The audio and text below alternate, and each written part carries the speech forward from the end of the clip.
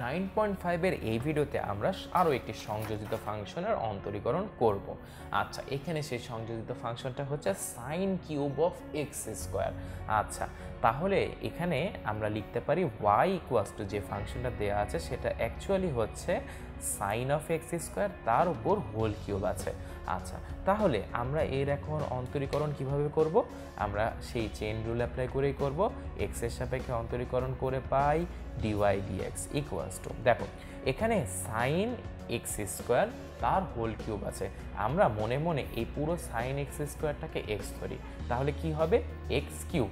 আমরা জানি এক্স কিউবের ডেরিভেটিভ হচ্ছে 3x স্কোয়ার, তাহলে 3x মানে সাইন অফ এক্স স্কোয়ার এইটার হোল স্কোয়ার ইন্টু, আমি এবার কাকে এক্স ধরেছি? সাইন এক্স স্কোয়ারকে। যাকে এক্স ধরেছি তার আবার ডেরিভেটিভ সাইন এক্স স্কোয়ার। শেষ। এখন আমরা সাইন এক্স এর ডেরিভেটিভ জানি, তাহলে এখানে আছে সাইন অফ এক্স স্কোয়ার, তাই আমরা মনে মনে এবার এক্স স্কোয়ারটাকে এক্স চিন্তা করব।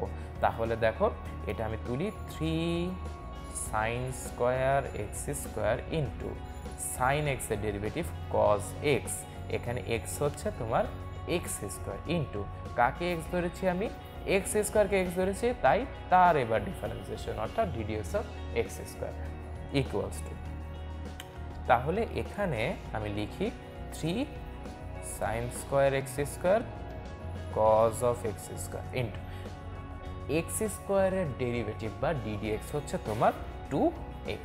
শেষ। তাহলে এখন যদি আমি পুরো ফাংশনটাকে গুণ আকারে সাজিয়ে লিখি, দেখো 2 আর 3 গুণ করলে হয় 6, এখানে x বাকি থাকে 6x into sine square x square into cos of x square.